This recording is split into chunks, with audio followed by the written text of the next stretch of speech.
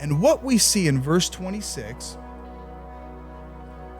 it says, "And God said, let us make man in our image, after our likeness, and let them have dominion over the fish of the sea, over the fowl of the air, over the cattle, and over all the earth, and over every creeping thing that creepeth upon the earth." So where we see here is Jesus being formed in mankind. We see him at the creation of man. So in the revelation of this is in Romans 8:29. It says, "For whom he did foreknow, he also did predestinate to be conformed into the image of his Son, that he might be the firstborn among many brethren." Where you see Jesus next is God made man, and he made him in the image of Jesus. So you see Jesus, the imprint of humanity.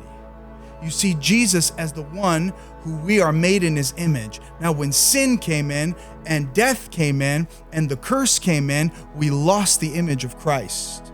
So what you see in the work of Calvary and the work of the cross is Jesus coming to restore what happened in Genesis 1:26. You see Jesus in Genesis 1:26 imprinted on man.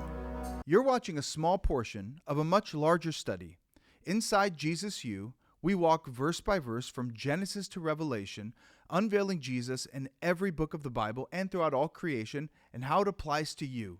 If you want the full teaching, all of the notes, and all the courses we offer, there's a link below to sign up to Jesus U, where you can have access to this teaching and much, much more.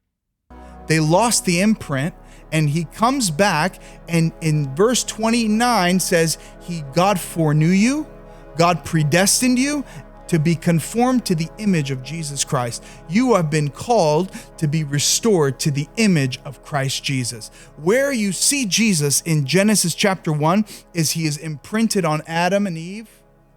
They lost it, and he restores it. He restores his image to you. Sin marred the image of God in us, but Jesus restores his own image into our hearts through the Holy Spirit. Jesus carries the perfect image of God and brings his face and imprints it into our hearts. You see, Adam lost the image of God, but Jesus never did. It says Jesus is the express image of the will of God in action. Everything God wanted us to hear, he put in the mouth of Jesus. And Jesus obeyed God perfectly. Adam disobeyed. Adam didn't obey, he lost it.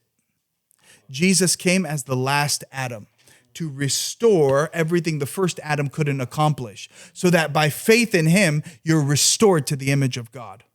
So where you see Jesus in the book of Genesis is you see him putting the image of God back into your heart. Every believer has the face of Jesus imprinted on their spirit. Just like my son Nathaniel, when people look in his face, they see my face. They look at him, they go, "You look just like your daddy. You look just like your papa."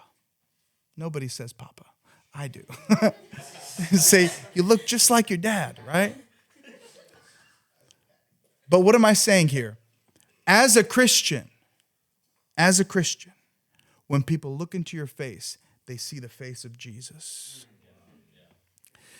I don't care if you're white, black, 50, 80, 20.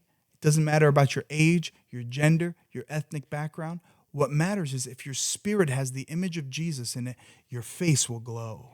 You will shine. You don't have to be Middle Eastern. You don't have to have dark features. It doesn't matter who you are. If you're a woman with blonde hair, if you're a man from Africa, if Christ is in you, there will be a glow about you. Just like Stephen in the book of Acts, they looked at him, they saw his face glowing like an angel. Why? Because Jesus is in Genesis 1:26, putting the image of God into your face.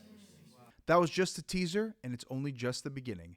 If you want the full teaching and all of the notes and the entire course and all the rest that Jesus U offers, sign up to Jesus U today. The link is below. I'll see you there.